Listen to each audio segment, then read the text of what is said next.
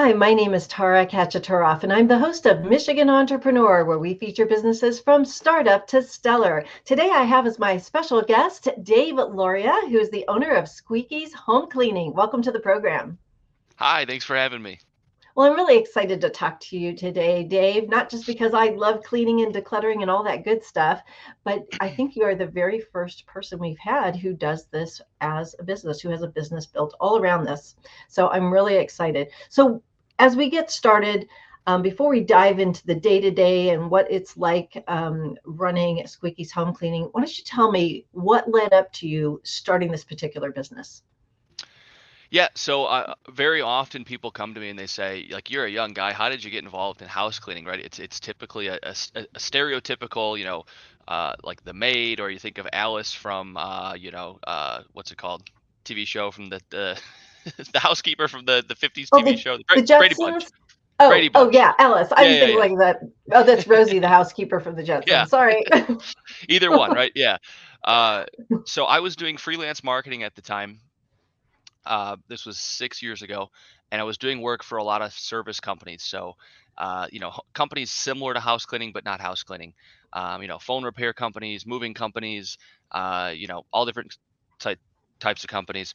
And what I found was that we were getting them tons of business, and they weren't able to always deliver the work properly, right? And so I couldn't believe it. Like, to me, if I had had unlimited customers, I could have done, anything I thought in my line of work, right? At the time, which is marketing. And I said, you know what? Screw it. I'm gonna. Oh, can I say that? I'm gonna do it Yes. myself, and I'm gonna do it myself. And so I started the cleaning company, and my thought was, okay, I'm gonna, do everything right. I'm gonna pay my employees right. I'm gonna, really deliver good work for the clients, and I'd have all the marketing to feed all of that. And so that was my goal, and that was, 5 years ago, and luckily it's worked out. So you've been in business 5 years. I'll tell you, I don't really know of a better business than the home cleaning business. It is something that will be around forever and ever. Everybody needs it. People are busier and busier. So you have this like unlimited amount of people to serve. To me, it's like the best business ever invented. So why don't you tell us a little bit about we're gonna really unpack everything around squeakies, but what sets squeakies apart in the home cleaning industry? Like what's different about you? Yeah. So it's really hard to have like a competitive advantage in cleaning, right? It's a relatively commoditized industry. Um, I think this is going to sound kind of corny, but what really sets us apart is that we treat our employees better than other companies do, or we try to, and we have very low turnover for a home cleaning company, and so our clients love that we're sending great people to their home, that those people work here for a long time, and so that they're, it's not a different person every time they come to their home and things like that. And the employees are, for the most part, relatively happy. Whereas you want happy people in your home. You don't want people you can't trust, or people that are, disgruntled employees in your home, because it's an intimate thing, right? You have someone in your house, around your belongings, around your kids, and so I think that's what sets us apart. Yeah, and I mean, you are letting somebody into your home. I mean, and that takes a lot of trust, right? And nowadays, with trust at an all-time low on every across the board and everything, what is it about your folks? Like, what is it about your employees that um, makes them want to work for you long term? What is it that keeps them at the company and doing a great job for your customers? Yeah, so originally I thought it was going to be all pay, right? And that was like my big focus early on. Hmm. And you learn very early on that it's not pay that keeps them. But if you don't have the good pay, you won't even be in the ball game, right? So having decent pay is like table stakes to having good employees, I think, right? Uh, but what you do learn later on is that uh, I think having good employees is relatively uh, simple, not easy to do, but easy to understand. It's, treating people with respect and dignity, understanding that, hey, like, this is not necessarily going to be a career for everyone. Sometimes people are just kind of going to work here for a year or Hmm. two or three, and that's okay. But you want to give them a great job while they're here, and not expect much more for them than that, right? Like, acknowledge, a lot of business owners think that their employees should give it, you know, 100% just like they do, and it's like they don't have the same incentive that you do as a business owner, right? So be real with yourself, be real with your employees, acknowledge that, hey, if they're coming in and doing a good job each day, that's enough, right? Hmm. And try and support them in that, and like simple things like just, people go through things, making sure you're hearing them out, making sure you're giving them second chances on things, or even more important, when you have people that don't fit the culture or who are, constantly calling out or making the job harder for everyone else, make sure you get those people out of the way so that the real good people can shine and feel appreciated. Yeah, and that's not the fun part of running a business is firing people, right? But I mean, it's just part of the work that you have to do. So, what are the qualities that you see across the board in the people that you've hired? What is that thing that you see when you find that those great employees? What do they share in common? What are some of the attributes? Yeah, so we kind of put together our core values this year. Hmm. I think I would take like our two most important ones, uh, and like those are the two we really look for. I think, which number one would be step up. So we want someone who's going to step up and fix a problem if something arises, right? So simple things like if you drop something, we're gonna be the first ones to pick it up and put it back on the counter for you, or if something falls over, we're picking it up, or like we want people who have urgency and who are going to fix problems as they arise and be accountable for them, right? So that's number one.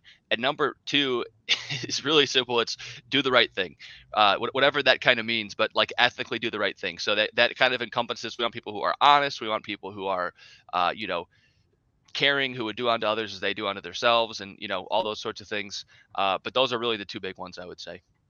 How do you, I mean, because you don't really know these qualities about people until, they're on the job and that you have some sort of a proof that they're doing that. But what do you see in people that makes you want to hire them? Is some of it just gut feel? What are you seeing? What's usually the tipping point for you in saying, hey, I really want to hire this person? Yeah, so I mean, the first thing is that we're wrong all the time, right? So we go by our gut, we go by past experience, we try and go off referrals and references, and it's like we still are wrong all the time. And what happens is that our company culture is one that if someone's not a good fit, it's usually a mutually known thing relatively quickly, right? So it's not for us. We've decided it's not so much about having a crystal ball and being able to pick the best people. It's we Hmm. do our best during the interview process, and then their first 3 or 4 days, we're saying to them, hey, do you love this job? Yes or no? And the wrong people for the role 90% of the time will say no, I don't love the job, right? And Hmm. then we talk about why they don't love the job, or why they don't love the work, or why they don't love Yeah. the coworkers, or whatever it might be, right? So and it's okay. We kind of have that, we're kind of candid with the interviewees relatively early on, saying like, hey, we want people who are great for this role, and you're going to hate it here if you're not great for this role, type of thing. Yeah, makes sense. Makes sense. So, what types of services do you offer? Are you mainly just residential, so home cleaning, or do you go into the corporate arena? Yeah, so we're mostly residential. We fall into the category of maid service, Hmm. uh, which typically includes like general house cleaning. So that would be like scrubbing floors, cleaning bathrooms, vacuuming, mopping, cleaning kitchens. It doesn't include housekeeping type tasks like doing dishes, doing laundry, organizing belongings, things like that. So we're a much uh, less intimate service in that way.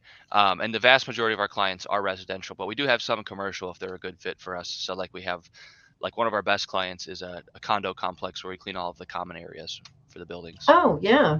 Yeah, and that's actually a great specialty too, to do that for various complexes. So, do you have one-time types of packages, or do you have like multi-pack? How do you package all the services and what's available to folks? Yeah, so like our services are kind of categorized into three things, right? So we have move out cleanings, which is just someone's moving, they want to sell their house, they have to move. Mhm. This is our most intense cleaning. We're cleaning out every drawers. We're cleaning out the closets. We're doing inside the fridge, inside the appliances, because everything's empty, right? Which might make you think, oh, everything's empty. It's going to be an easy cleaning. It's actually our hardest cleaning because there's more surface area to clean, right? Right. Um, we also have a deep cleaning, which is just like a one-time, like a spring cleaning type deal or something like that. And then we have our recurring services.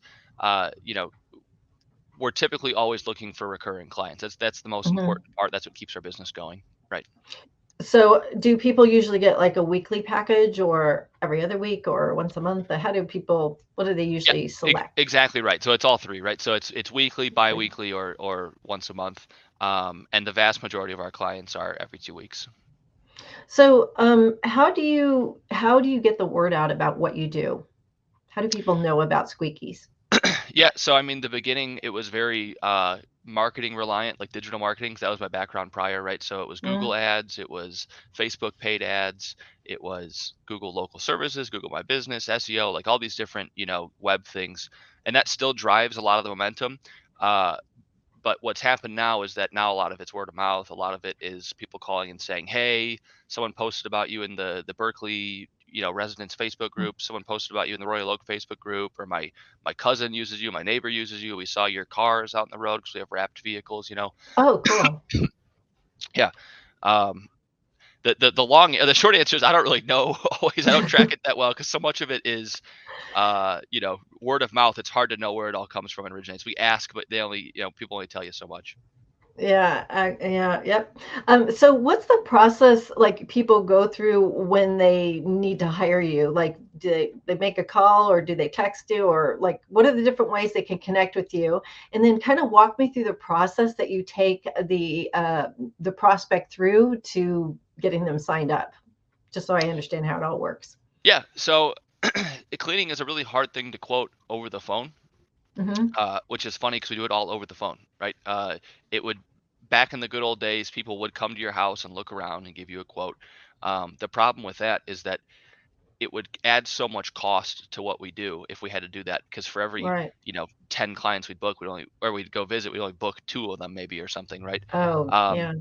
and so what we do is basically we have a quoting tool that we've built that has times based on square footage and amount of bathrooms and how many pets you have and all these different variables where we try and get you as close as we can. And so basically the booking process typically is client fills out a quote form on our website, like a request for service, or they call Hmm. us. We usually call them if they fill out their quote request. We ask them all those kind of questions and kind of get a feel for there's certain things that are hard to quantify, but like a good example is they might mention like, oh, we just had a bunch of construction done, and so we need cleanings regularly. It's like, oh, okay, we had construction done. That means there's construction dust all over the house, and so that first cleaning might cost more. So it's a lot of Yeah. a lot of kind of tribal knowledge among my staff about what makes cleanings take longer, right? Um, Other than that, it's pretty simple. We take a credit card over the phone, we book the client, and then we show up on the day of the cleaning. So, I guess you could also do like FaceTime, do a tour around their house and have them show you so you know what you're getting into. So when you send out your team, I assume everybody goes in a team situation, right? Two or more people. Is that how you do it? Yeah, we work in teams of two. A lot of cleaning Teams of two. companies don't. A lot of cleaning companies will work in solo teams. We've found that it's just like for safety reasons, it's nice to have two people Mhm. together. For all sorts of reasons, there's a bunch of benefits to both, but we like teams of two. Yeah, because I was wondering about that. I mean, safety for your folks and also like safety for the other people. Like, at least they know, like, you guys are wearing branded shirts, I assume, and you've got a branded car. They know who's showing up, that kind of thing, right? Yep, exactly. So what are does any people who want to apply with you to do this kind of work, do they have to have any prior knowledge? Do they have to, they don't even have to be clean freaks, I assume, but do they need any prior knowledge or do you do like kind of on the job training to help people understand what needs to be done? I assume you use checklist technology or something like that for people to make sure everything's covered. Tell me a little bit more about that. Yeah, so we actually surprisingly prefer employees who have never had cleaning experience. And that's Really? because, yeah, it sounds crazy, right? It Um, does. so what the reason is because it's very hard to break old habits typically.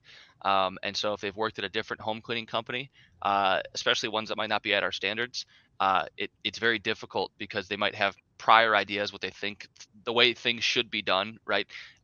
Or even worse, uh, you know, there may be like weird competition things at play, or we've had people go start their own cleaning company and try and take customers from us, and like all sorts of weird Or, things, right? yeah. Um, we find that person with a clean slate is the easiest one to go through our training because there's no pushback on our processes, and Mm-hmm. it just seems to be a better overall fit. Yeah, that's actually really interesting because I was wondering about like, you have to have some sort of like probably semblance of like knowing how things are organized and just knowing being able to follow a checklist because I assume you probably do you use checklist technology or checklists to make sure everything is handled or how does your team like know where to start? Like Yep, because exactly. So I'm every sure they so go into some difficult situations, right? totally. Yeah, so we have to put parameters on what we will and won't do too, right? So that starts with it starts with, hey, is this a house that we can even clean, right? So if we get to the home and it's like a hoarder situation, immediately the staff's calling us and saying we have a scale, right? So we have an internal scale we use to judge how bad a cleaning or how clean or not clean the home is, right? And 9 and 10 are like, hey, we can't do this house, right? A 9 might be, hey, there's boxes everywhere, we can't even see the floor, there's garbage everywhere, right? A 10 might be that there's animal waste or, God forbid, like drug paraphernalia or things like that, right? And we get, a couple houses a year where that's the case. So those are overwhelming. But then even worse sometimes is an 8 because an 8 we have to do it, right? We can do this job, right? Right, right. And so for the 8s and below, we have a checklist. I think that has around 40 items.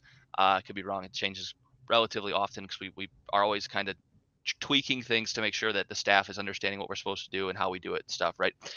So the checklist for sure is like our great unifier between the office, the client, and the staff and the field, right? Because everyone's in agreement that this is what we're there to do. But on top of that, there's all this other layer of, okay, the checklist says clean the bathroom or clean the toilet, or let's say clean the toilet, right? But the checklist doesn't say make sure you get the back of it, right? Or make sure you're getting the underside of the bowl that people don't always see, right? So there's a lot of training that goes into it, and it's a lot of reframing people's minds because you walk into a room and it's overwhelming, right? There's a lot of things, there's objects, there's tables, there's chairs, all these different things. Like, where do you start, right? And so that the answer is you always start top to bottom, left to right, because dust and crumbs and dirt falls downward, right? So you don't want to do double Oh, work. So you start at the very first corner of the room and you work from top to bottom, left to right, all the way around the room. And then after you've done that, you do all the center things in the room. So like if we were in this room, I would go around the corner and then I would do the coffee table. Oop, this side. I would do the coffee table maybe last because it's in the center, right? And we're knocking things down off the tables. We're knocking like crumbs and things like that, not belongings, but we're knocking crumbs and things like that off the tables. And then we're vacuuming at the end. And the vacuum takes care of the a large portion because things are getting knocked downward as we go, if that makes sense. yeah. Wow. I'm learning some better ways of cleaning here. No, seriously. I love all that kind of stuff. I love the whole cleaning thing. Yeah. And oh wow, that's fantastic. That's so interesting too. So there is a method to all how this is done. Very interesting. Yeah, it's So it's called the speed cleaning method if you're ever interested, right? So it's not I'm not smart enough to have created that. People long ago in like the 90s created the speed cleaning method. A lady named Debbie Sardone, I think, was behind it. If not, she's definitely championed it. Um, and it's interesting that like I had no idea until recently that there's all these competing ways of cleaning homes and all these different methodologies, and it's a wild world. You never know how much is in a small niche like this until you're in it, you know? yeah, for sure. So I know you said you do like homes and stuff, but do you do apartments too? Do you ever get people who have apartments who want them cleaned? Does that ever Yeah, happen? yeah, all the time. Yep. So It does. Okay. we're based right on the border of Madison Heights and Royal Oak. Uh-huh. And so downtown Royal Oak, we do a lot of the lofts and apartments down there. Well, there's Same with tons. Ferndale. Yeah, Hmm. exactly. Yep. And then I mean, a lot of our clients are in apartments or condos or townhouses or all sorts of different dwellings. Yeah, that this whole thing is just fascinating. I do have to ask this question before we continue on. Do you have a really nice, neat, and clean house? Yes, and only because so it's funny. It's I am not a terribly clean person. I'm not dirty, but I'm like messy, if that makes sense, right? So I'm one to leave Mhm. clothes out and not do laundry or whatever it might be. But because I have the cleaning company, they come and clean every week at our house because we use my house for training and things like that. Oh, Uh, cool. yeah, yep. I was wondering if But you use your own service. yeah, oh yeah, absolutely, yeah. And we don't even always like so. with first-time employees, we don't even tell them it's my house usually, because I'm just not there, right? We'll just leave the door unlocked. And so what happens is it forces me to clean my house every week to have it ready for the cleaning company. My fiance will tell you that's the only reason we're getting married is because I have the cleaning company, because she loves that we have the cleaning company come every week. Oh my God, that's great. I love that. Oh my goodness. So, as part of, looking out for the environment and looking out for the health of your employees and also the people that occupy the homes that you're cleaning, that your services is cleaning, do you use special kinds of chemicals or certain types of products to make sure that everybody stays healthy and, their pets Yeah, are healthy absolutely. from breathing Yep, in all the fumes and stuff? Like, absolutely. Yeah, yeah. So long gone are the days where like green cleaning products aren't as strong as the real stuff, if that makes sense. mhm, Uh, so the important thing is, what is a green cleaning product, right? I actually hate that term. I usually don't use it in our, in a professional setting, because there's no real meaning behind it, right? So people will say all natural, non-toxic, plant-derived, green, right? None of those really mean anything, because there's no governing body deciding what's what's involved in that, right? Those are just marketing terms, right? So we look at third-party certifications and we use those to inform us about what's important, right? So all of the products except for one, I'll kind of go into that, but the vast majority of the products we use are either EPA Safer Choice certified or Green mhm, Seal certified, and those are certifications that deal with ecological health, human health, your pets, things like that. Um, mhm. they look at even things like phthalates and microplastics now and things of that nature. Oh, Um, yeah. yeah, so it's pretty forward thinking, and they're looking at all these different things that might be contributing factors, right? Um, People don't know this, but you can clean 95% of a home, including glass and like all these specialty things, with one product, and that's just an all-purpose cleaner, right? You don't need a lot of products, right? We obviously have more because we have we run into more specialized applications. But for the average homeowner, I don't recommend having that many cleaning products. I recommend having one cleaning product and then see what you need over time. I'd recommend having an all-purpose cleaner and then see if you really need anything else over time. Um, so the only thing that we don't have that would be like a more traditional like standard cleaning product would be like specialty things. Like if we clean an oven, we'll use Easy Off oven cleaner alongside our steam machine. Um, and the idea with that is that we're using it very seldomly, right? That's like a special project type thing. We're not using it very often. Wow, you clean ovens? That's like a dream come true. Yeah, yeah. That's like one of our specialty services. We don't do it alone very often. It's usually in addition to a home cleaning. Mhm, Uh, but the cool thing is, so when I started the company, this is actually a quick funny story. I bought a like a $2,000 steam machine. And my thinking was, okay, hotels use these to clean the hotel rooms. We're going to be the first cleaning company to clean your entire house using steam. What I didn't know was that it takes 11 hours to clean a home using only steam. And our clients didn't like that at all, and it was a huge mess. It like didn't work really well at all. So I had been talking to the company that sold the steam machine, and they're like, oh yeah, we have hotels using, we have cleaning companies using them, car detailers use them, but you can't really do it wholesale. You can't do everything with it, and it's pressurized steam. So what was happening was you'd have like a dirty surface, you go to steam it, and it shoots the debris everywhere. Right? It was like right. it was awful. So that lasted for maybe like a week, and then I was like, okay, this is a mess. Like we're at these clients' homes. Like I had the staff there. I was there until like we were all there for again like 10 hours. It was like an entire day. The family's trying to eat dinner, and we're still finishing up. And they were like, "Who are these people?" So like we gave a lot of money back in the beginning Oh, because of well, that. this is how you learn, right? Yeah, exactly. Yeah, it's funny. Like Thank I God for so deductions. yeah, right, exactly. Oh Um, my God. it's funny, at the time I was like, oh, we're going to be, so forward thinking, we're going to do all this different stuff, and then you get humbled real quick and you learn, okay, there's a reason that every other company has done what they do, and you may not always be the first one with the novel idea, right? And the answer is not steam cleaning, right? The answer is All not right. steam cleaning. So what's been one of the biggest challenges that you've faced growing this company? Yeah, Just I one. think the the big thing for everyone. So I said in the beginning that I was so excited because I'd have a business where there's like unlimited demand, Mhm. and you realize this is just not a demand problem business; it's a supply problem business, right? So even though we have great staff and we retain them, it's really really difficult to grow our staff and grow our base of people who are good and retain those people. And it's like, we have seasonal staff, so we'll get people, we'll be in a good spot at the end of summertime, and then it's like, oh, we lose, half our staff or whatever else, right? So that's been the biggest challenge by far, is having enough cleaning staff to keep up with the demand.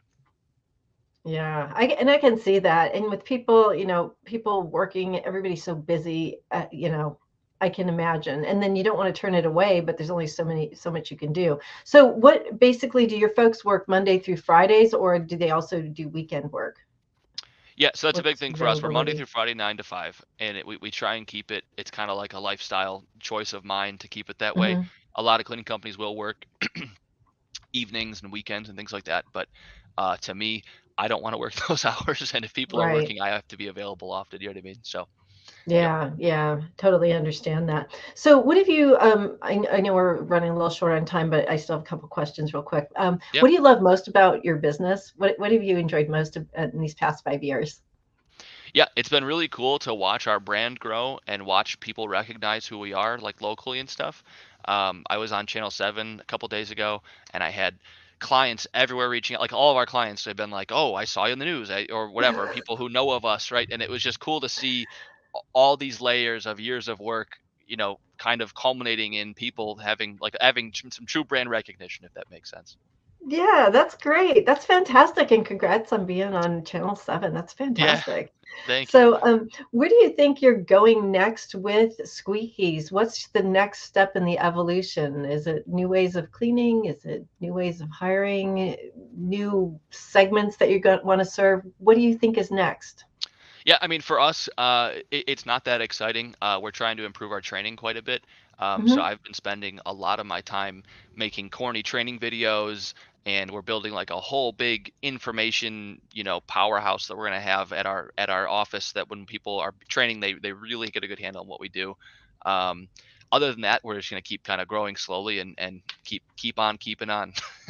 All right. Well, I really enjoyed learning about Squeaky's home cleaning. I mean, it's really interesting. I love anything about cleaning, decluttering, like I said. Um, my very last question to you, Dave, is what is your piece of advice for entrepreneurs? If you could just give one piece of advice, what would it be? Go out and try it, right? Go out and do whatever you're thinking of doing, and sell before you build, if that makes sense, right? So if you have an idea, go see if there's demand for it, go try and sell it to clients, and then figure out how to deliver the work afterward. I mean, you might, like I did in the beginning, you might have people who are like, hey, you took 10 hours to clean my house, but you give them the money back, and everything everything goes okay. Everything's good. Yep, It all works. Well, I all want to works thank out. you Yep. so much, Dave Loria, owner of Squeaky's Home Cleaning, for being a guest on today's program. Thank you so much for having me. Absolutely. If you'd like more information about our program, please visit us at www.michiganentrepreneurtv.com. Please join me again in the future when I interview another enterprising entrepreneur. Until then, wishing you the best of business.